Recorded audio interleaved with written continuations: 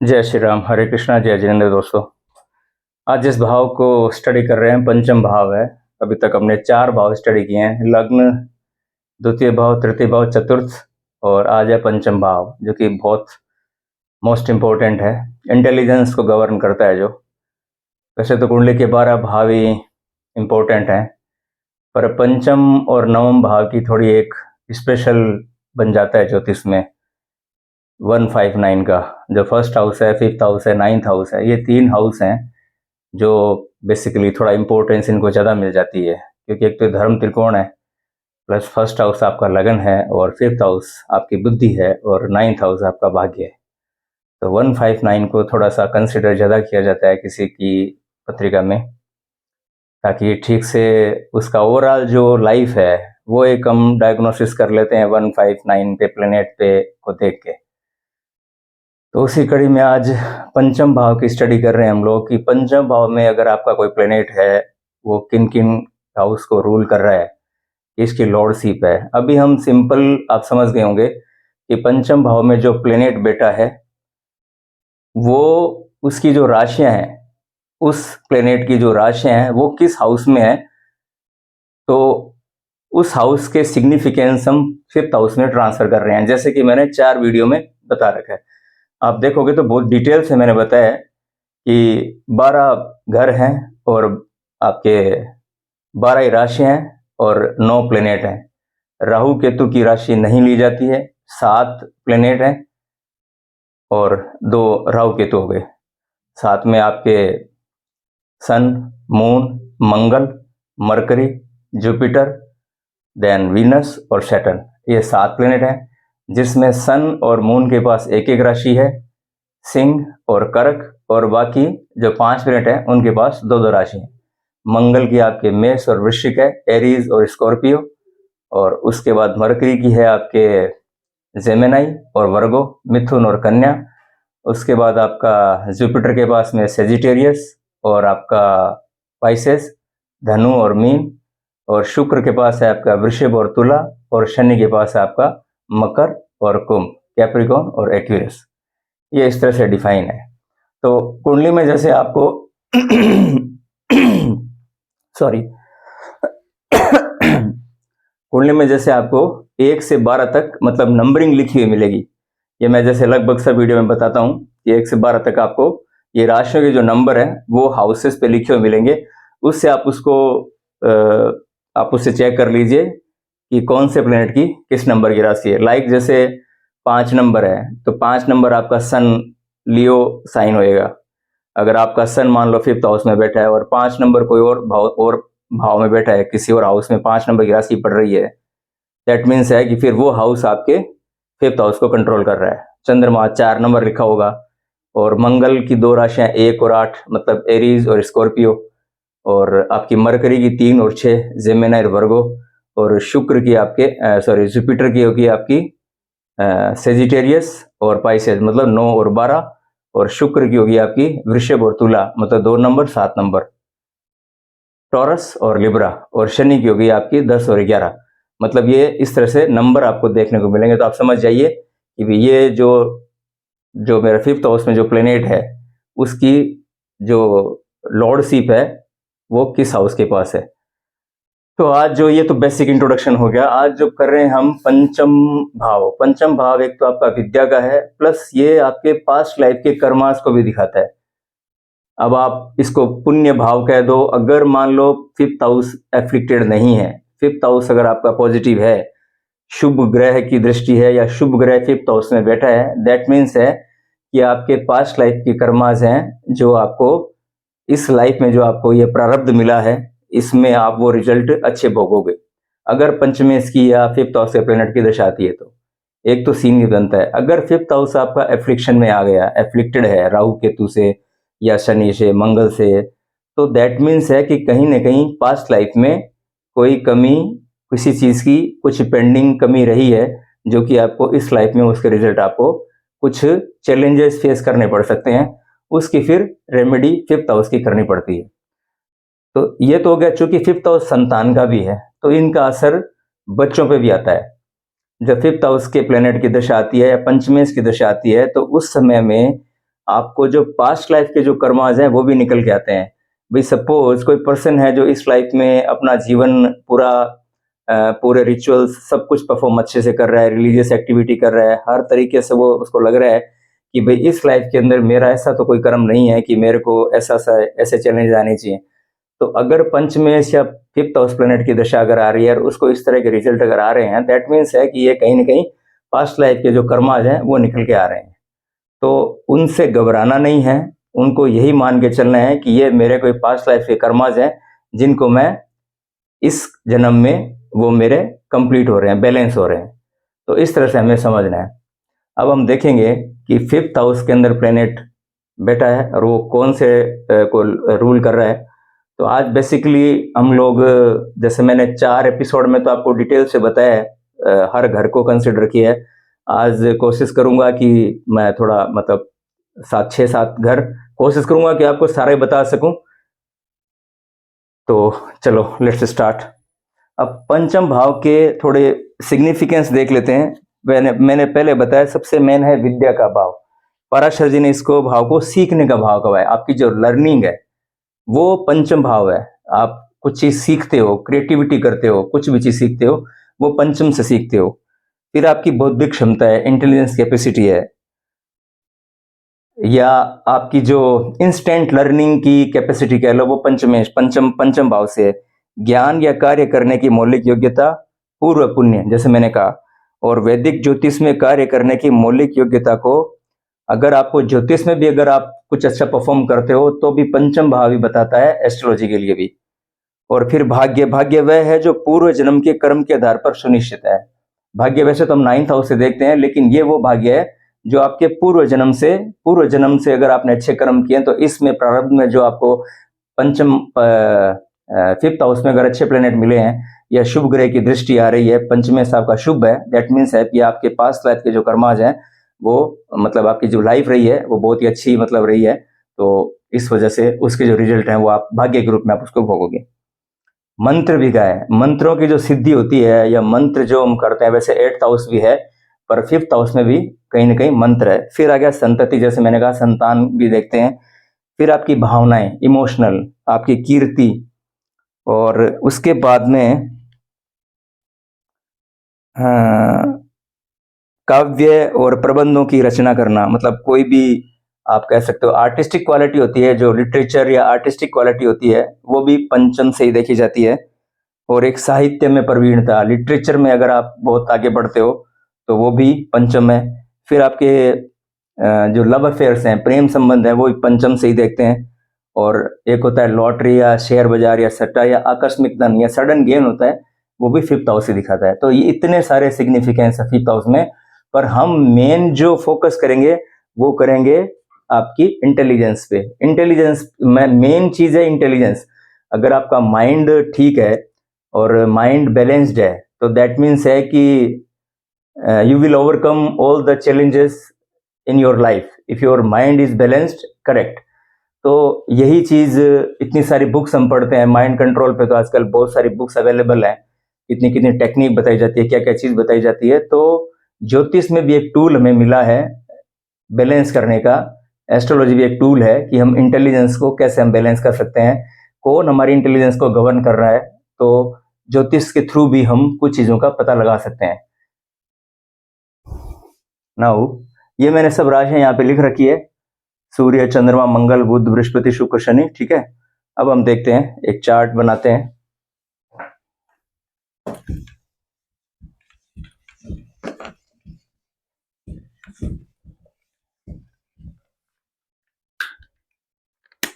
Topic हो गया पंचम भाव या पंचम भाव गलवा।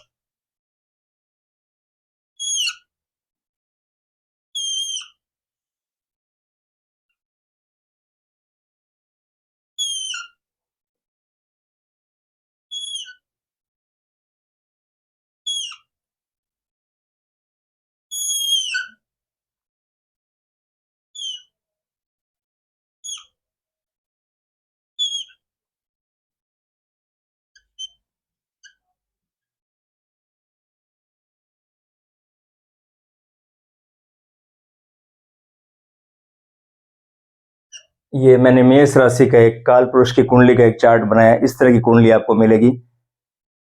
ये मैंने एक एग्जाम्पल के लिए लिया है मेष राशि का। अब लगन आपका यहाँ पे कुछ भी हो सकता है, 2, 3, 1 से लेके 12 तक कुछ भी हो सकता है, तो आप उस हिसाब से उसको।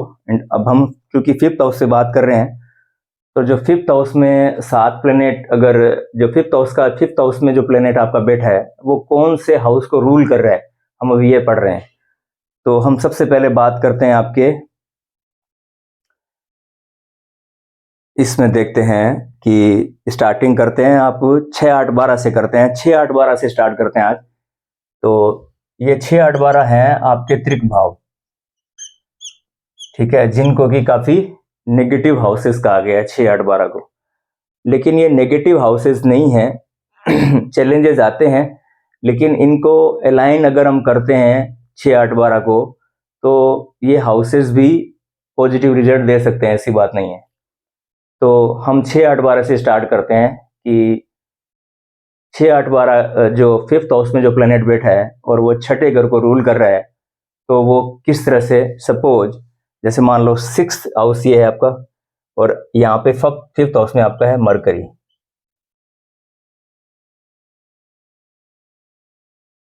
मरकरी की 2 राशियां हैं, एक 6 नंबर और एक 3 नंबर, है ना। तो 6th हाउस ये मैं बता दूंगा कि कौन सी किस क्योंकि चूंकि दो घर को रूल कर रहा है, तो ये घर ये डोमिनेंट क्यों होगा, ये क्यों नहीं होगा, ये मैं क्लियर कर दूंगा आपको कि किस घर के प्रभाव देखेंगे। क्योंकि ये मरकरी की मूल त्रिकोण राशि, इसके बारे में हम अलग से पढ़ेंगे, मूल त्रिकोण राशियां। क्योंकि क्या है ना, सन और मून की तो एक एक राशि है, बाकी जो 5 प्लैनेट बचते हैं उनके पास 2-2 राशियां हैं। तो अब सवाल ये उठता है कि एक घर में जो प्लेनेट है वो 2 हाउस को कंट्रोल कर रहा है, तो 2 हाउस के सिग्निफिकेंस उसमें आ जाएंगे, या किसको पकड़ेंगे, किसका डोमिनेंट ज्यादा रहेगा। तो ये हम आधार मूल त्रिकोण राशि के आधार पर हम डिस्कस करेंगे। तो आज ये सब्जेक्ट इसको नहीं लेंगे, एक इसका अलग मूल त्रिकोण राशि का एक अलग ले लेंगे कि कौन सा डोमिनेट करेगा। तो अभी आप मरकरी की जो मूल त्रिकोण राशि है वो वर्गो है, मतलब कन्या राशि इसकी मूल त्रिकोण राशि है। तो 6th हाउस अब आपकी बुद्धि को जो गवर्न कर रहा है वो कर रहा है आपका 6th हाउस।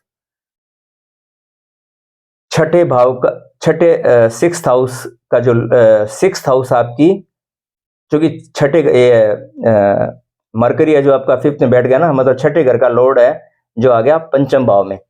तो मतलब कि आपकी बुद्धि को गवर्न कर रहा है 6th हाउस।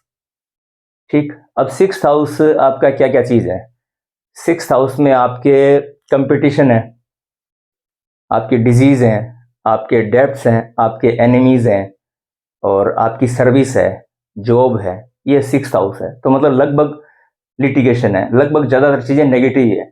तो 6th हाउस का 5th में बैठना, 6th लॉर्ड का 5th में बैठना, मतलब it's a very challenging life. तो चैलेंजिंग इन द सेंस, अब इसमें चैलेंजिंग इस तरह आ सकता है कि ये बुद्धि को, आपकी बुद्धि पे, मतलब 6th हाउस के लॉर्ड का, तो मतलब ये सारे इन्फ्लुएंसेस आ गए ना भाई। 6th हाउस के जो सिग्निफिकेंस है वो 5th हाउस में ट्रांसफर हो गए, मतलब कि डिजीज या बुद्धि भ्रमित करने वाली स्थिति आ गई।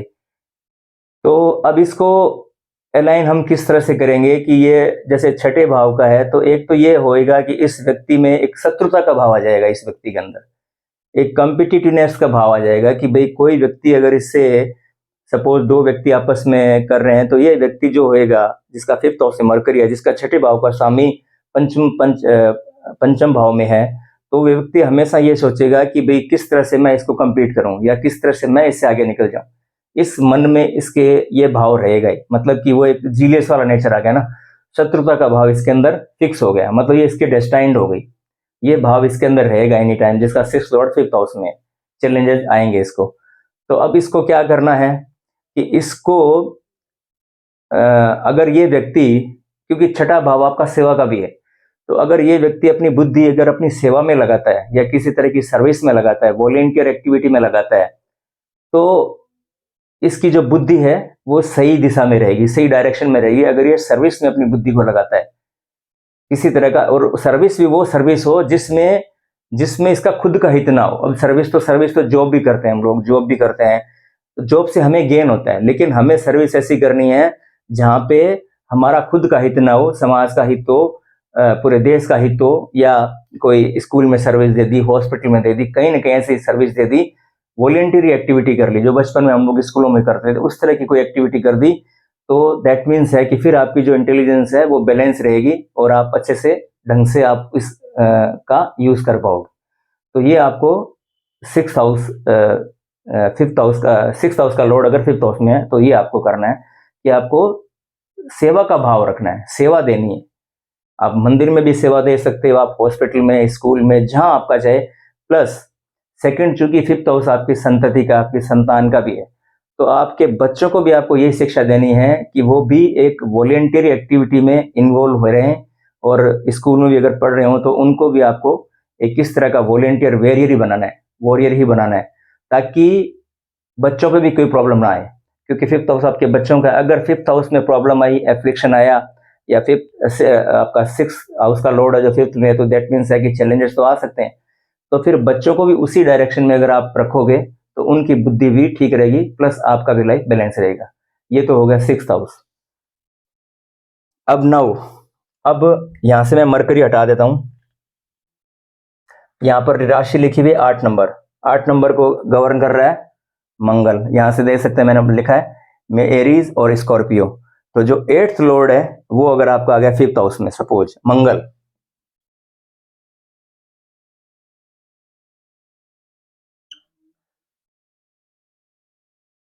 अब अगर एट्थ लॉर्ड की तो थोड़ी सी डिफिकल्टीज ही है कि एट्थ लॉर्ड पीड़ा का है, सडन प्रॉब्लम का है, और आपकी इनहेरिटेंस है, और आपके इन लॉज हैं, और ओकल्ट है, ज्योतिष है। तो या तो ये हो कि भाई ट्रांसफॉर्मेशन भी है। अगर एट्थ लॉर्ड अगर आपका फिफ्थ हाउस में आता है तो दैट मीन्स कि ये आपकी बुद्धि को डैमेज कर सकता है, अगर हम एट्थ हाउस से कनेक्ट ठीक ढंग से नहीं हो पाए तो। अब एट्थ हाउस से कनेक्ट कैसे होंगे? एट्थ हाउस से कनेक्ट ऐसे होंगे कि आपको, अगर आप अपनी बुद्धि को ज्योतिष में लगाते हो, ओकल्ट में लगाते हो, इंटेलिजेंस को, तो दैट मीन्स है कि फिर आपका जो फिफ्थ हाउस है वो आपकी बुद्धि है जो सही डायरेक्शन में चलेगी। एक ही रेमेडी काम करेगी इस स्थिति में। एट्थ हाउस को बैलेंस करने के लिए ज्योतिष ही एक उपाय है, और कोई इसका उपाय नहीं है। एट्थ हाउस का इसको फिर आपकी बुद्धि, इंटेलिजेंस को प्रोटेक्ट करने का। ओकल्ट में बहुत सारे फील्ड हैं, आप किसी भी फील्ड में आप ओकल्ट में आ सकते हो। तो क्योंकि चूंकि ये सीखने का भाव है, मैंने पहले बताया फिफ्थ हाउस आपके लर्निंग का है, फिफ्थ हाउस आपकी एजुकेशन है, विद्या है, सीखने का भाव है।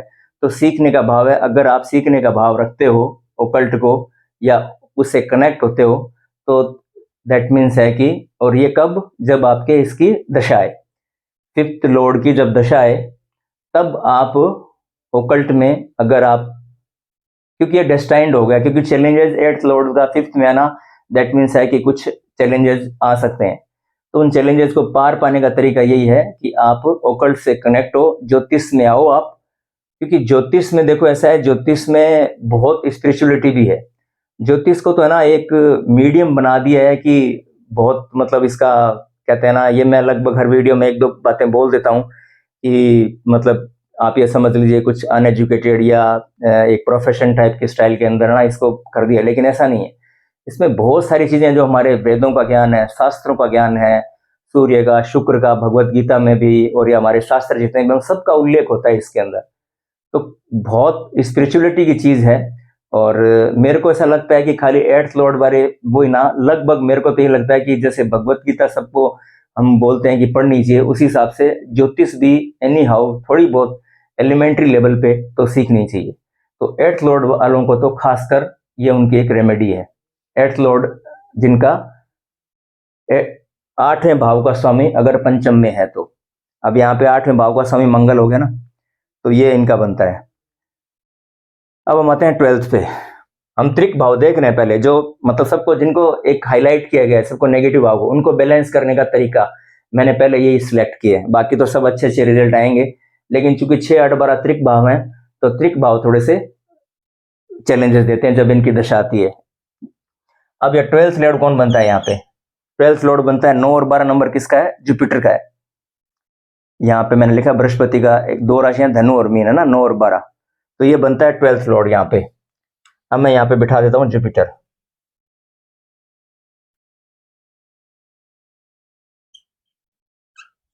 जुपिटर मतलब कि 12वें घर के जो रिजल्ट हैं, 12वां घर आपके बुद्धि को गवर्न कर रहा है। आप सीधी सीधी भाषा में यह समझ सकते हो कि जो 12वां घर है वो आपकी इंटेलिजेंस को अब गवर्न कर रहा है, मतलब आपकी बुद्धि को कंट्रोल कर रहा है। 12th हाउस, 12th हाउस आपकी बुद्धि को गवर्न कर रहा है। अब 12th हाउस में क्या चीज है? 12th हाउस है आपका अकेलापन, 12th हाउस, और लॉसेज हैं, एक्सपेंसेस देखते हैं हम, खर्चे देखते हैं। तो भाव आ जाएगा, बुद्धि आ जाएगी खर्च करने की। खर्च करने के भाव आपके अंदर, आपकी जो बुद्धि में है वो खर्च करने के भाव आ जाएंगे। लॉसेज वाली बुद्धि आपकी इंटेलिजेंस जो लॉसेज वाली आ जाएगी, क्योंकि 12th हाउस से सिग्निफिकेंस आपके बुद्धि में आ गए। तो अब इसका हल है ये, 12th हाउस चैरिटी का भी है और चीजों को छोड़ने का भी है। मतलब कि जैसे सपोज आपको कोई किसी से कोई चीज का वाद विवाद होता है या कोई कॉन्फ्लिक्ट होता है किसी के साथ में, आर्गुमेंट होते हैं, तो आप लेट गो कर दो, चीजों को छोड़ दो उसको। मतलब अगर आपका ऐसी सिचुएशन बन रही है कि आपके 12वें घर का स्वामी पंचम भाव में है, तो आपको चीजों को छोड़ना पड़ेगा, त्याग करना पड़ेगा, लेट गो करना पड़ेगा, उनको फॉरगिव करना पड़ेगा या उनको भूलना पड़ेगा। यही एक उपाय है जिससे आप अपनी बुद्धि को अच्छे से कंट्रोल कर सकते हो। अदरवाइज अगर आप लेट गो नहीं करते हो, अगर आप कंप्लेन करते हो, आरोप प्रत्यारोप करते हो, तो फिर दैट मीन्स है कि फिर आपकी बुद्धि आपको किस डायरेक्शन में ले जाएगी वो इट्स वेरी डिफिकल्ट टू से। सिर्फ थोड़े चैलेंजेस आपकी इंटेलिजेंस पे एक हो सकता है, क्योंकि बुद्धि को सही रखना, इंटेलिजेंस को ठीक रखना, बैलेंस में रखना, ये बहुत फर्स्ट प्रायोरिटी है। कि भाई वेल्थ एक जगह पे है, बॉडी एक जगह पे है, ठीक है, सब कुछ है, लेकिन अगर इंटेलिजेंस ठीक ढंग से काम नहीं कर रही है तो फिर हम उसको बिना सर्वाइव नहीं कर पाएंगे, उसको भी प्रोटेक्ट नहीं कर पाएंगे। तो we have to maintain our intelligence in any situation, in any how. तो ये है आपका 12th लॉर्ड का 12वां घर आपके 12वां घर जब आपकी बुद्धि को कंट्रोल कर रहा है, तो आपके लिए रेमेडी यही है कि चीजों को एक तो लेट गो करना है, एक आपको चैरिटी करनी है। चैरिटी मतलब जो भी डोनेट, आप जितना भी चैरिटी आप कर सकते हो, जो आपको किसी तरह से अपने को अलाइन करना है। तो ये आपके 6, 8, 12 के, छठा भाव सेवा का बता दिया, 8वां 12 ज्योतिष का, 12वां भाव का लेट गो करना है चीजों को, और आपको चैरिटी करना है। ये 6, 8, 12 के लॉर्ड अगर 6, 8, 12 अगर आपकी बुद्धि को गवर्न कर रहे हैं, छठे भाव का स्वामी, 8वें भाव, अष्टम भाव का स्वामी या द्वादश भाव का स्वामी अगर आपका पंचम भाव को रूल कर रहा है, तो ये इसके रिजल्ट आएंगे। अब हम देखते हैं 9th हाउस। 9th हाउस अगर आपकी बुद्धि को गवर्न कर रहा है, तो आपकी बुद्धि को गवर्न कर रहा है, आपकी विद्या को गवर्न कर रहा है आपका गुरु। तो गुरु के उपदेश से या गुरु की बातें की लर्निंग को अगर आप अपने जीवन में उतारते हो, या उनकी जो लर्निंग को, उनकी टीचिंग को अगर आप अपने जीवन में उतार के आगे बढ़ते हो, या गुरु ने जो उपदेश आपको दिए हैं उसके आधार पे अगर आप आगे बढ़ते हो, तो इससे बेस्ट कोई और काम हो नहीं सकता। प्लस फादर भी आपकी बुद्धि को, इंटेलिजेंस को, मतलब अब आपका 9th हाउस है वो आपकी बुद्धि को गवर्न कर रहा है। सिंपल सी भाषा में 9th हाउस भाग्य है, गुरु है, आपके फादर है, तो ये आपकी बुद्धि को गवर्न कर रहे हैं। अब आपको इनकी सुननी पड़ेगी, इनकी माननी पड़ेगी, इनके कहे के अनुसार आपको चलना पड़ेगा। आप इनका अपोज नहीं कर सकते, आप इनका विरोध नहीं कर सकते, आप इनसे लड़ नहीं सकते, फाइट नहीं कर सकते, आपको इनका कहना मानना है। ये जिस डायरेक्शन में आपको भेजते हैं, बशर्ते कंडीशन ये है कि आपको गुरु सिलेक्ट भी ऐसा करना है जो आपको उचित मार्ग पे आपको दिशा, डायरेक्शन दे, जो सही दिशा में आपको पुश करे। ऐसे गुरु का भी चुनाव आप ही को करना, ये आपका निर्णय है, तभी आपकी बुद्धि उस डायरेक्शन में जाएगी। आपको गुरु का चुनाव अच्छे से करना है, फिर उसके जो दिशा निर्देश हैं, जो उसके डायरेक्शन है, उसी डायरेक्शन में आपको आगे बढ़ना है। तो आपकी बुद्धि बैलेंस रहेगी, प्लस आपके जो बच्चे हैं, प्लस पंचम भाव भी आपको श्रेष्ठ रिजल्ट प्रदान करेगा। ये हो गया आपका 9वें भाव का। जब 9वां भाव आपकी बुद्धि को गवर्न कर रहा है, मतलब 9th लॉर्ड है जो आपका पंचम में बैठा है, तब ये सिचुएशन बनती है। अब हम देखते हैं 10th में। मैंने यहाँ पे 9th का जुपिटर लिखा नहीं, मैंने यहाँ लिख दिया था जुपिटर। हाँ, जुपिटर तो यहीं देख दिया ना, जुपिटर यहीं है 9th लॉर्ड। अब हम देखते हैं, मैं जुपिटर को हटा के अब यहाँ पे 10 नंबर की राशि पड़ रही है। 10 नंबर की राशि का रूलर कौन है? 10 नंबर को गवर्न कर रहा है शनि। यहाँ पे लिखा है मकर और कुंभ, मैंने 10th और 11th। अब सपोज आपके 10th हाउस में शनि है, नहीं सॉरी 5th हाउस में शनि होगा ना, 10th लॉर्ड अगर 5th हाउस में आपका शनि है, मतलब कि जो 10th लॉर्ड है वो आपका आ गया 5th हाउस में, मतलब आपका जो कर्म कर्म है वो आ गया बुद्धि में, मतलब 10वें घर का स्वामी आपका पंचम में आ गया। तो अब जो आप यहां से जो लर्निंग करो पंचम भाव में, जब आपका 10th लॉर्ड है जो 10th हाउस का स्वामी है, जब आपका पंचम भाव में आता है, तो जो आप लर्निंग, जो भी लर्निंग आप सीखो उसको आप अपने कर्म में अप्लाई करते हो। जो लर्निंग अपने एक्चुअल में जो लर्निंग की है, वैसे तो अभी क्या है ना कि जैसे देश काल परिस्थिति, एक ज्योतिष में नियम लागू होता है कि भाई आजकल करते पढ़ाई कुछ करते हैं, प्रोफेशन कुछ और चुन लेते हैं। कोई सीए है वो एमबीए कर लेगा, एमबीए है वो साइंस में आ जाएगा। तो इस तरह की शिफ्टिंग होती है आजकल बच्चों में कि वो कंप्यूटर कर रहा है तो वो अकाउंट्स में आ जाएगा, कोई अकाउंट्स वाला कंप्यूटर सीख लेगा, ऐसा नहीं। फिफ्थ, जब 10th लॉर्ड आपका 5th हाउस में हो तो ऐसा व्यक्ति जो जिस प्रोफेशन में जा रहा है, जिस जो लर्निंग उसने बेसिक लर्निंग जो की है, जो एजुकेशन की है, उसी को ही अपने प्रोफेशन में चुन ले। वो चाहे वो ज्योतिष सीखे, वो चाहे आपका कोई क्रिएटिव फील्ड चुने, कुछ भी चुने। 5th हाउस क्रिएटिविटी का भी है, आर्टिस्टिक भी है, या साहित्य का भी है, या आपके बहुत सारे हमने फीचर्स पढ़े थे 5th हाउस के। तो उनमें से कोई एक सा भी अगर वो फील्ड चुनता है तो उसी फील्ड को अपना प्रोफेशन बना ले, तो उसको फिर अपने कर्म में बहुत उत्तरोत्तर प्रगति मिलेगी, अच्छा उसको लाभ मिलेगा, अच्छा उसको गेन होएगा। तो ये है आपका, जब 10th हाउस आपका 5th को गवर्न करे, 10th हाउस 5th को गवर्न करे, ठीक है। तो ये हो गया आपका 10th हाउस का। Now 11th house, again 11th house का शनि है, क्योंकि 11th शनि की दो राशि है ना, कैप्रिकॉन और एक्वेरियस, मतलब कि मकर और कुंभ। अब 11वां घर आ गया आपका। अब 11th हाउस का लॉर्ड है जो आपकी बुद्धि को कंट्रोल कर रहा है। तो 11th हाउस है आपके फ्रेंड्स, आपका सोशल सर्किल। तो अब ये समाज है जो आपकी बुद्धि को चला रहा है, आप ऐसे समझ सकते हैं, क्योंकि 11th 5th में आ गया ना, 11th हाउस का लॉर्ड है जो 5th में आ गया। तो आपके दोस्त और आपका समाज और आपका सोशल सर्किल वो आपकी बुद्धि पे आ गए। तो अब आपको दोस्त और समाज और सामाजिक सर्किल ऐसा चुनना है जो आपको सही संगति सही रखनी है। जिस बच्चे का भी 11th लॉर्ड अगर 5th हाउस में है तो उन पेरेंट्स को भी ये देखना चाहिए कि भाई इसकी संगति कैसी है, संगत का असर चढ़ता है। तो संगत और उनको, वैसे तो देखो सबके लिए यूनिवर्सल ही है, ये तो एक यूनिवर्सल प्रिंसिपल है कि भाई हमें जो है आस पड़ोस है, जो हमारी जो जो अ, हमारे साथ में जो रह रहे हैं, या जो ऑफिस में काम करके जिनके साथ हम रह रहे हैं, या पढ़ाई में जिनके साथ कर रहे हैं, तो उनका इम्पैक्ट हमारे पे पूरी लाइफ पे आता ही आता है, उनका असर हमारे पे आता है। कोई एडिक्शन आता है या कुछ भी आता है, कुछ भी है, उनका असर हमारे पे आ जाता है।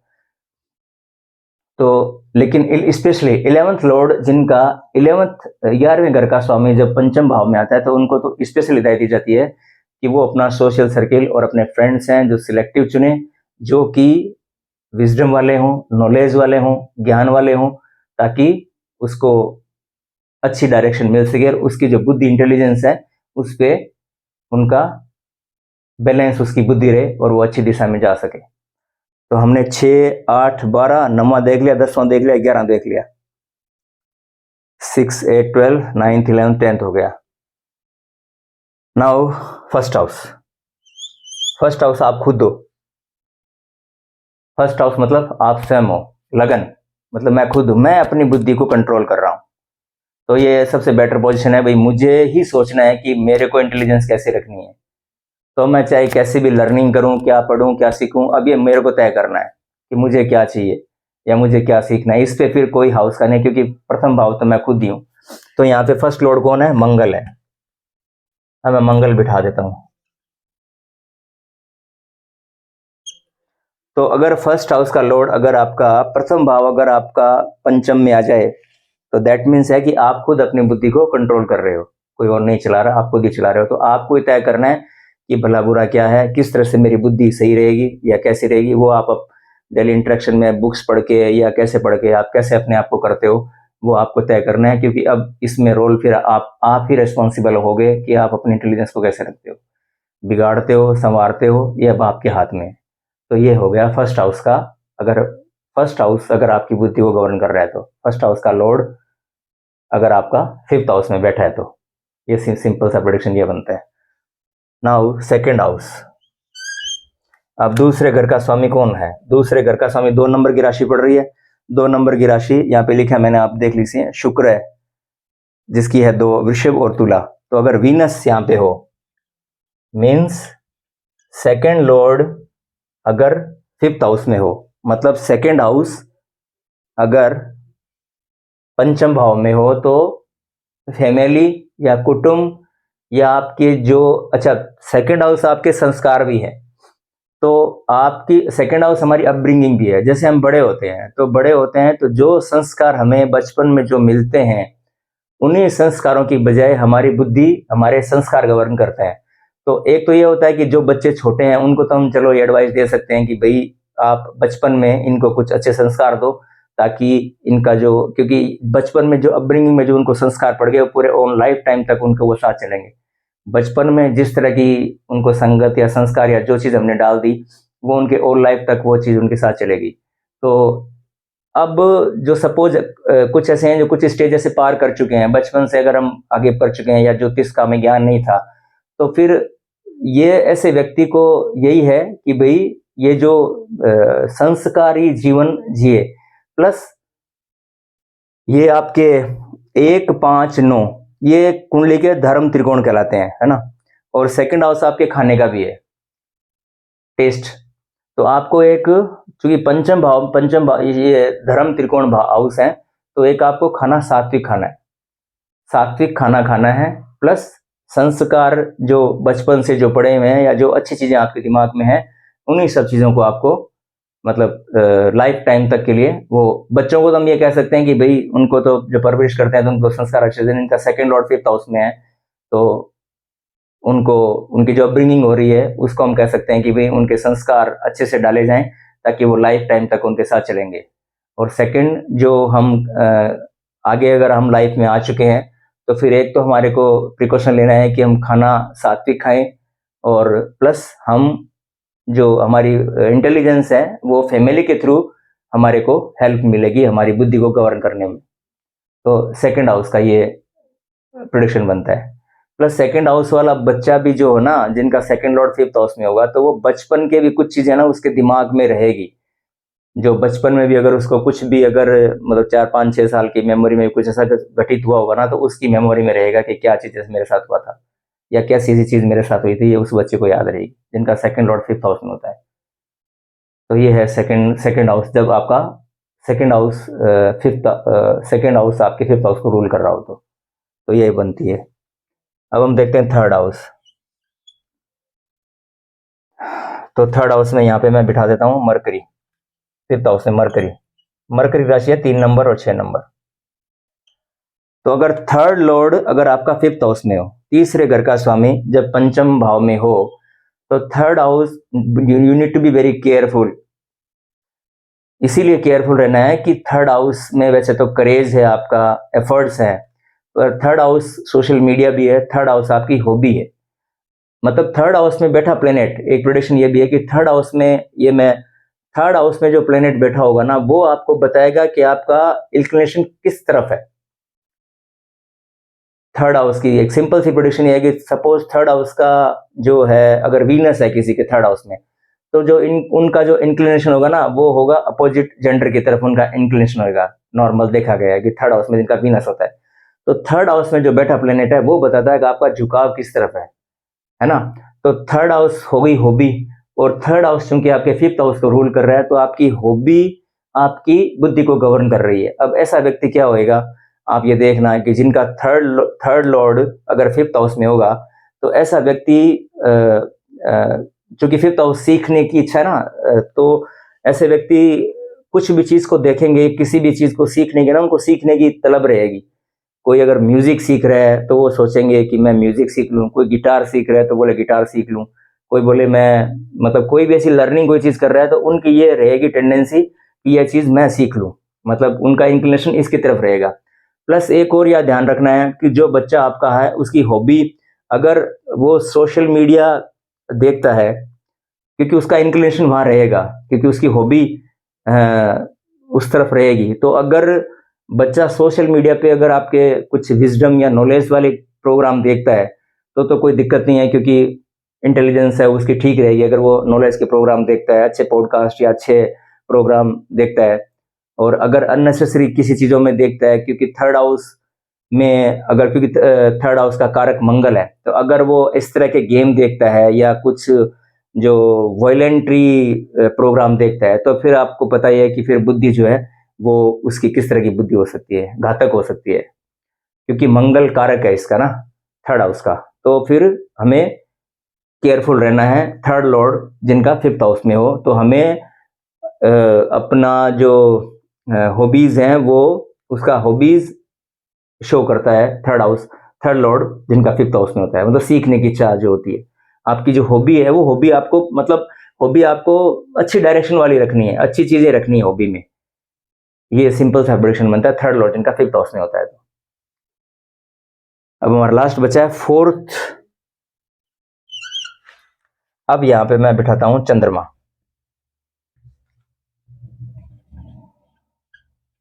सन और मून की एक एक राशि है, मैंने बताया ना, 4 नंबर 5 नंबर है ना, 4 नंबर कर्क राशि है। अब अगर फोर्थ हाउस अगर आपकी पंचम को रूल कर रहा है, तो मतलब आपकी मदर और आपका जो डोमेस्टिक एनवायरनमेंट है वो आपकी बुद्धि को गवर्न कर रहा है। अब अगर ऐसे बच्चे को अगर मदर के संस्कार या मदर की परवरिश अगर उनको मिलती है, तो ये बच्चे बैलेंस रहते हैं, इनकी बुद्धि ठीक काम करती है अगर मदर कंट्रोल करती है तो अब जैसे सपोज कहीं कोई प्रोफेशन में आजकल काम चल रहा है, मदर भी वर्क कर रही है या कर रही है, ध्यान नहीं दे पाती है, तो फिर कहीं ना कहीं इसकी बुद्धि को डैमेज होने के चांसेस बढ़ जाते हैं। तो उसमें प्रिकॉशन यही है कि भाई टाइम निकाल के बच्चे की परवरिश भी उस हिसाब से कीजिए, उसको भी उतना टाइम मिलना चाहिए जितने टाइम का वो हकदार है या जितनी टाइम उसको चाहिए, क्योंकि चूंकि फोर्थ लॉर्ड फिफ्थ हाउस में है, तो आपके इंटेलिजेंस पे जो हाउस कंट्रोल कर रहा है वो फोर्थ हाउस आपकी बुद्धि को कंट्रोल कर रहा है। प्लस डोमेस्टिक एनवायरनमेंट भी पीसफुल रखना है, क्योंकि वो भी बुद्धि पे असर पड़ गया। अगर डोमेस्टिक एनवायरनमेंट भी पॉजिटिव नहीं है, तो जो बच्चा देखेगा वो सीख जाएगा। लड़ाई झगड़ा देखेगा तो लड़ाई झगड़ा आगे जाके सीख जाएगा, क्योंकि आपका डोमेस्टिक जो सुख स्थान बोलते हैं फोर्थ हाउस को हम लोग, है ना, सुख स्थान बोलते हैं। तो ये भी एक पॉइंट है कि हमें उसका भी ख्याल रखना है कि घर में, घर का माहौल ठीक रहे, घर में शांति रहे, और घर में भजन कीर्तन अगर ये सब भी चलेंगे, तो बच्चे की बुद्धि के अंदर ही वही ट्रांसफर हो जाएगा। तो ये है फोर्थ हाउस का प्रोडिक्शन आपका, अगर फोर्थ लॉर्ड आपका फिफ्थ हाउस में है।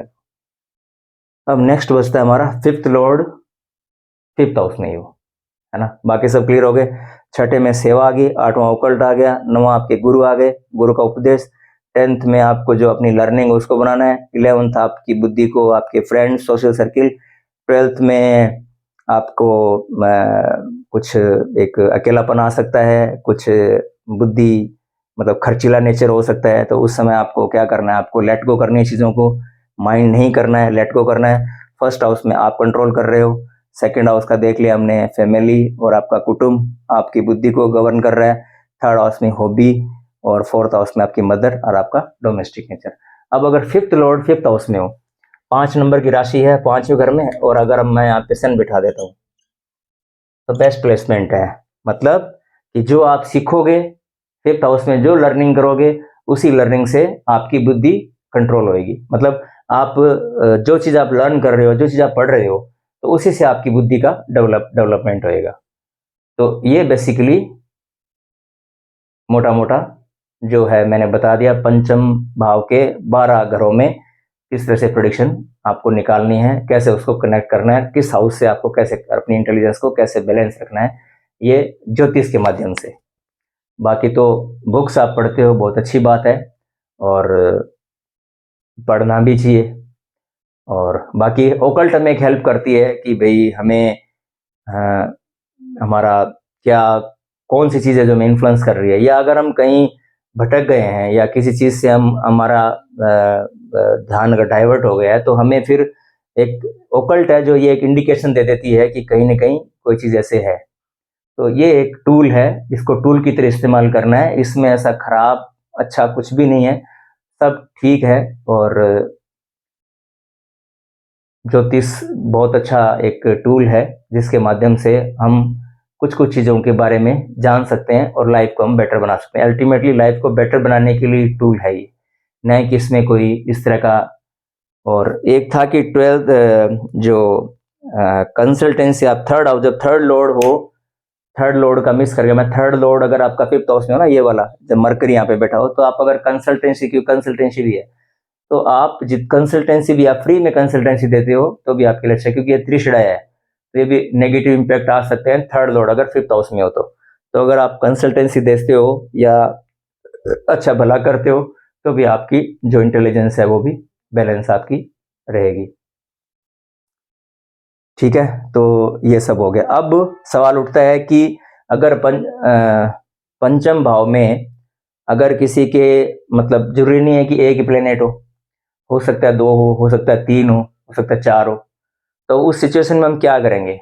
उस सिचुएशन के लिए भी एक अलग वीडियो ही बनाना पड़ेगा कि उस सिचुएशन में हमें देखना है कि जिस प्लेनेट की डिग्री ज्यादा है, जिस प्लेनेट की डिग्री ज्यादा है और जिस हाउस को वो रूल कर रहा है, लाइक फॉर एग्जाम्पल जैसे मान लो हम ये कहते हैं सर, मैं यहाँ पे बिठा देता हूँ मरकरी, है ना। मरकरी मान लो 15 डिग्री है और सन 10 डिग्री है। तो अब क्या होगा?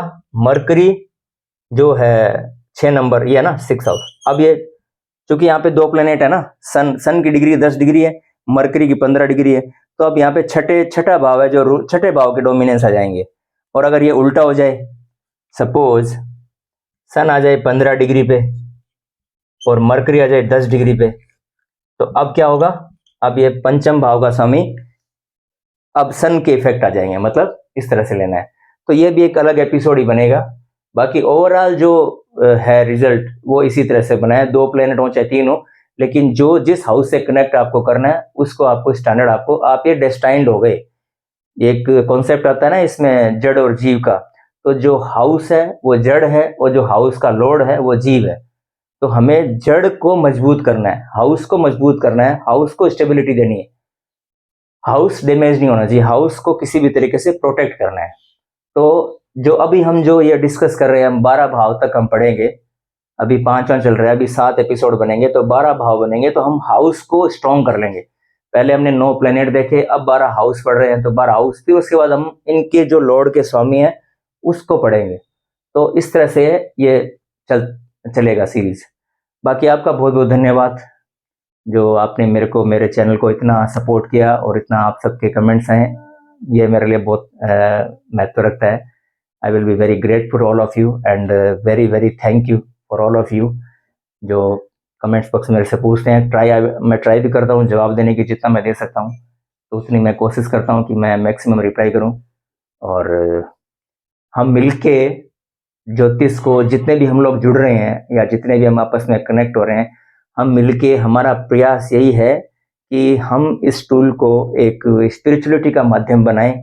और जो मिथ बन गए या जिन्होंने इसको प्रोफेशन बनाया है, जो लोग इसका क्या कहते हैं मिस यूज कर रहे हैं, उसको हमें प्रोटेक्ट करना है और इस टूल को एक अच्छे आध्यात्मिक तरीके से इसको हमें इस्तेमाल करना है। और इसी तरह से हमारी आप सबकी लाइफ बेटर हो, ये मेरी प्रे है गॉड से।